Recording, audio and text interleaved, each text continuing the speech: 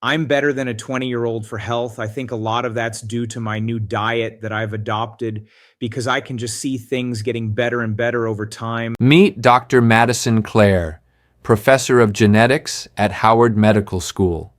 Over the years, the professor has changed the way he eats and changed his lifestyle.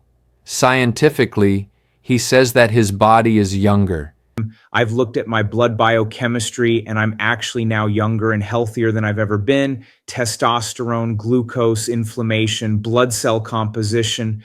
For most of those markers, I'm better than a 20-year-old for health. In this video, we will get straight into his scientific discovery in 5 parts. First, the exercise rules to longevity.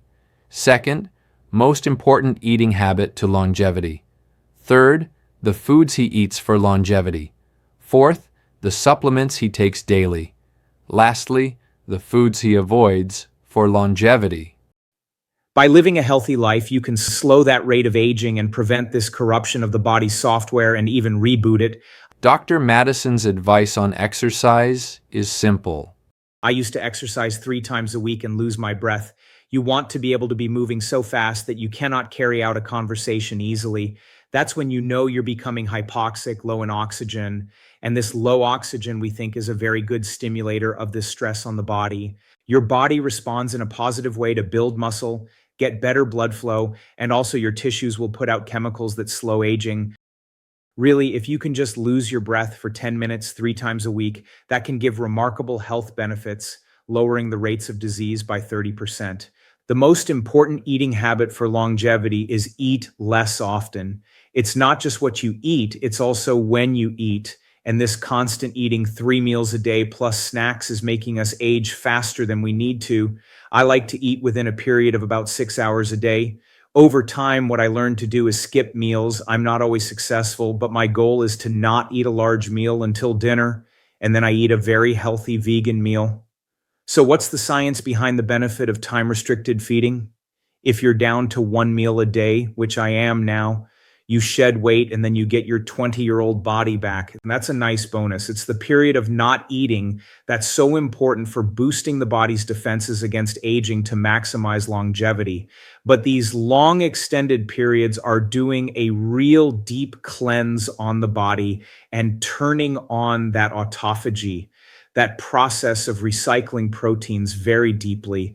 There is a set of genes that I wrote about in my book, Lifespan, that's called the sirtuins, and they get turned on when there's not enough energy in the body. So if you don't have a lot of sugar in your bloodstream or a lot of protein, they will get turned on, and they defend the body against the damage that causes the aging. Certain diseases, type 1 diabetes, multiple sclerosis, even cancer, those diseases seem to also benefit from fasting. Even when you combine chemotherapy with fasting, you get this double benefit for many types of cancers. Here is a practical tip from Dr. Madison for anyone who wants to start intermittent fasting. The trick is that you want to fill your body with fluids. For me, constant coffee, tea, hot water all the way through the day. Being hydrated and filled with liquid takes away any feeling of hunger. Also, nuts. If you really, really need to eat something, a bit of protein is known to take away the feeling of hunger rapidly. You want to have at least 16 hours of not eating or not eating very much, and then you can have 8 hours. So typically that means having a late lunch if you skip breakfast, or if you prefer to skip dinner, skip that. But that gives my body this long window, more than 20 hours of not having glucose circulating from the external world. Now, what happens when you do that, and it takes a few weeks for your body to adapt, is that your liver will learn how to compensate for lack of food. It's called gluconeogenesis. The generation of glucose from your liver, it actually overcomes the feeling of hunger.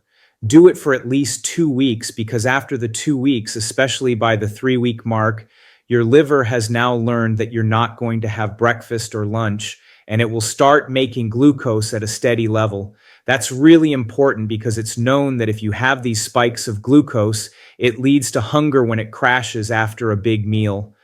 So, during the 6-hour span of eating window, what does Dr. Madison eat? I went almost completely to plants and my body has responded. I look better. I think my skin is better. I feel better. My memory is certainly better. You just look at those populations and people that live a long time, they are generally smaller women who don't eat much, who eat vegetarian. I mean, that's the fact.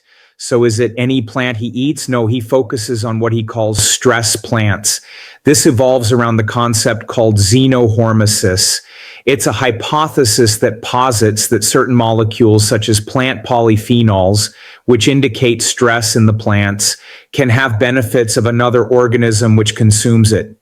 The expected benefits include improved lifespan and fitness by activating the animal's cellular stress response.